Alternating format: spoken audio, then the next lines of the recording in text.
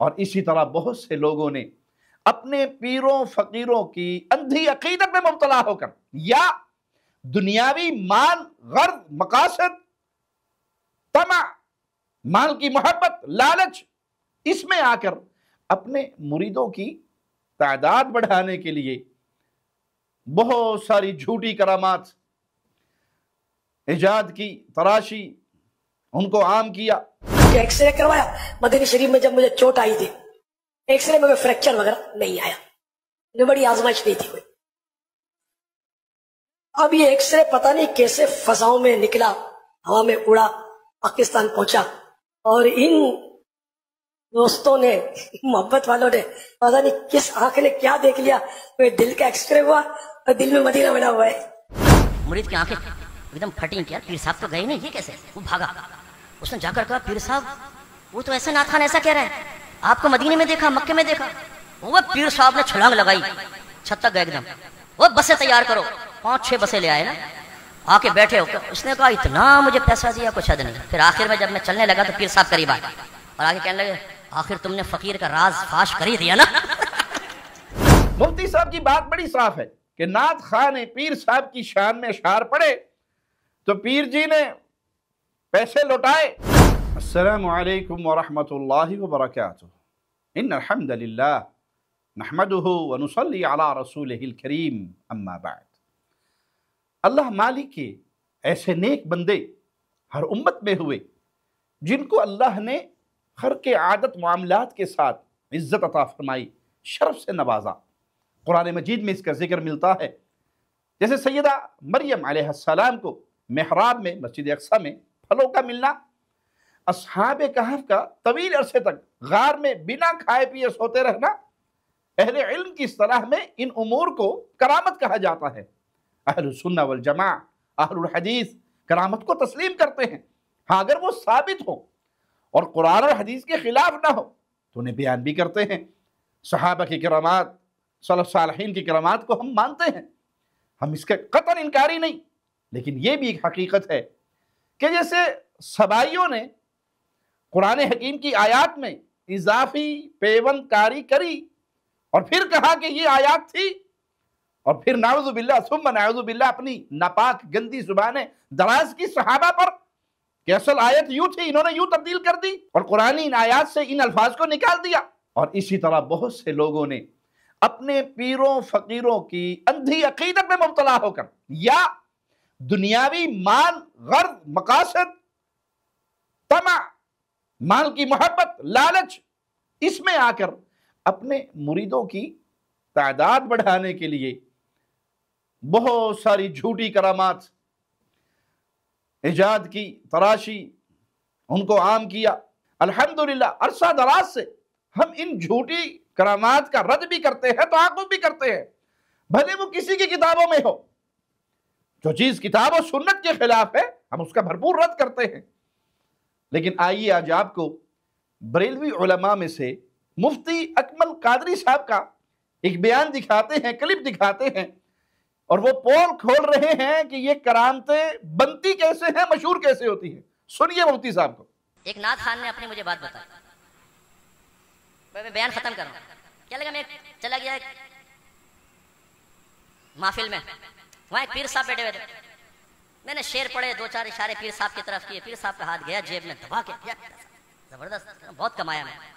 مفتی صاحب کی بات بڑی صاف ہے کہ نعت خواہ نے پیر صاحب کی شان میں اشعار پڑھے تو پیر جی نے پیسے لوٹائے اور اس نعت خواہ کی خوب کمائی ہوئی۔ آگے اکمل صاحب نے بتایا کہ یہی نام نہاد نعت خواہ نے پیر کے ساتھ حج پر جانا تھا، لیکن پیر صاحب جا نہ سکے، رک گئے، اور یہ نعت خواہ حج پہ چلا گیا، واپس آیا، پھر وہیں پہ نعت خوانی ہوئی۔ آگے مزید سنیے مفتی صاحب اس نعت خواہ کا بھانڈا کیسے پھوڑتے ہیں۔ وہ میں حج پر جانا تھا، مجھے پیر صاحب نے بھی حج پہ جانا تھا، میں نے سوچا چلو ساتھ چلے جائیں گے، لیکن وہ جا نہیں سکے، پیر صاحب رک گئے، تو میں چلا گیا حج پر، واپس آیا، اسی جگہ نعت خوانی ہوئی۔ میں نے کہا چلو آج بھی پیر صاحب ہوں گے، تھوڑے 2-4 اشارے ہوں گے تو اچھا مل جائے گا، لیکن میں وہاں پہنچا تو پیر صاحب تھے ہی نہیں۔ اچھا جی کوئی بات نہیں، تو وہ پیر صاحب تھے ہی نہیں۔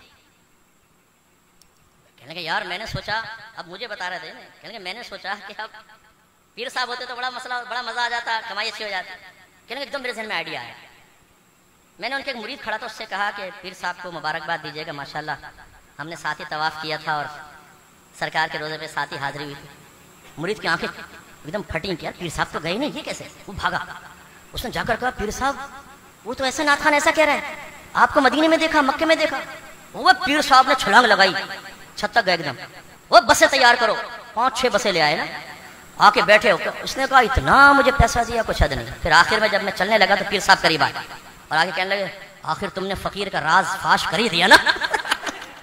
مفتی اکمل قادری صاحب سے سن لیا آپ نے کہ پیر صاحب حج پہ نہیں جا سکے، تو اس کذاب جھوٹے نام نہاد نعت خواہ نے محض نوٹ کمانے کے لیے کہانی گھڑ دی.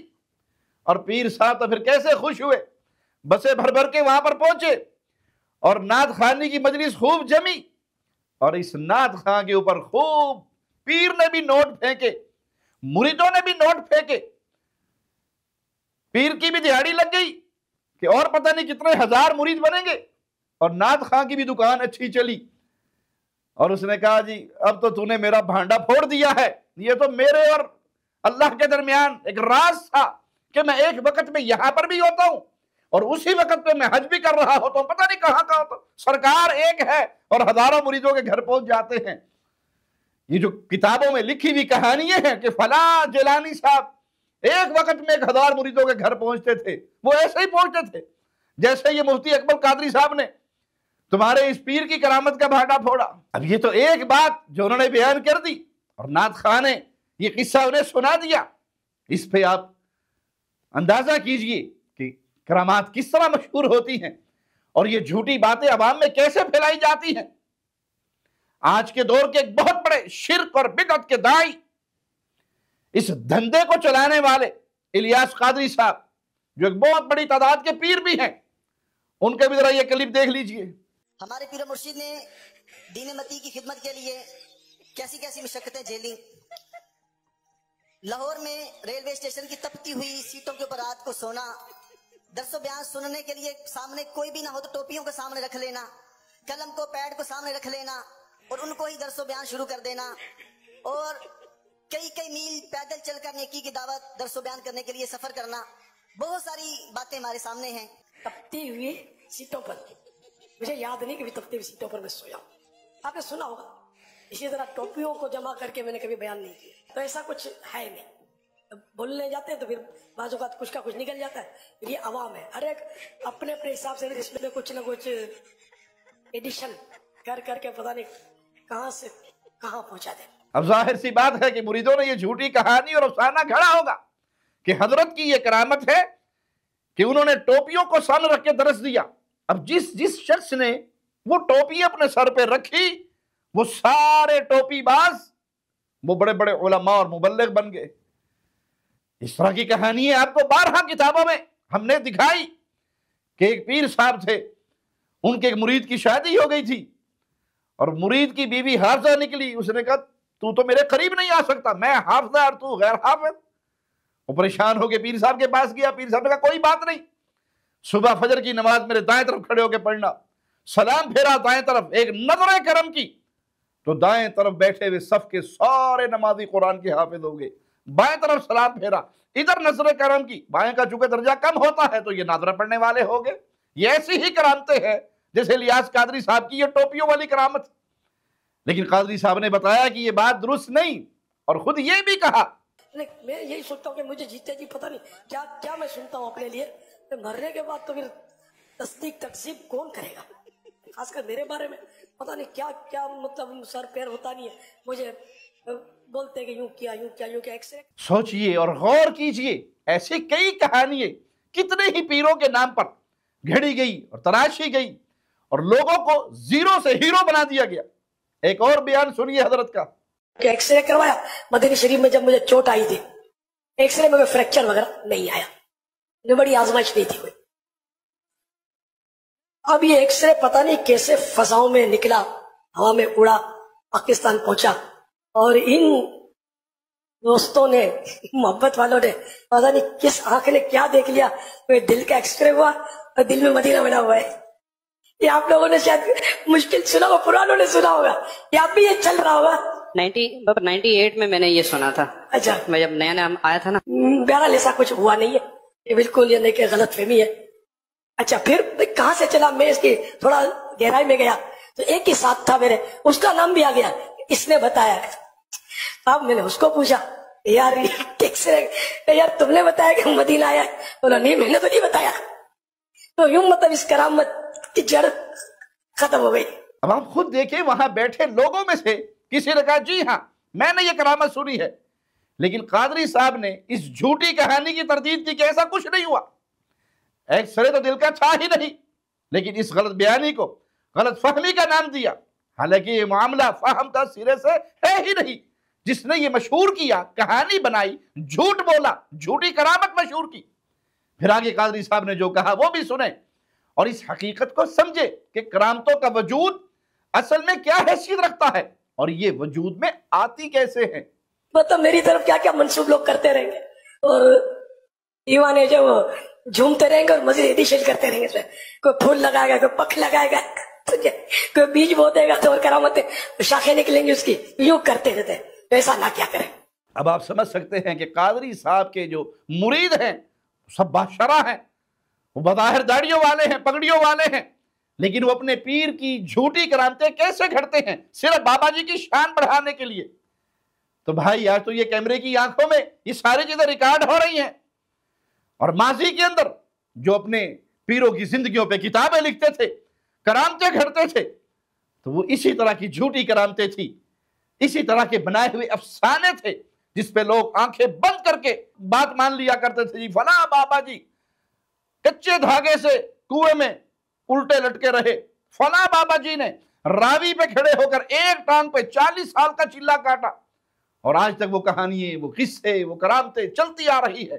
جو جھوٹ کے پلندے ہیں بھائی، جس کے پاس اصل دین ہو کتاب و سنت کا، اسے کسی اس طرح کی جھوٹی کہانیاں گھڑنے کی ضرورت نہیں۔ تمام شخصیات، وہ پیروں کی ہو، بزرگوں کی ہو، علماء کی ہو، ان کی باتیں غلط بھی ہو سکتی ہے، صحیح بھی۔ معصوم عن الخطا، جس کی ہر بات مانی جائے وہ صرف محمد رسول اللہ ہے صلی اللہ علیہ وسلم۔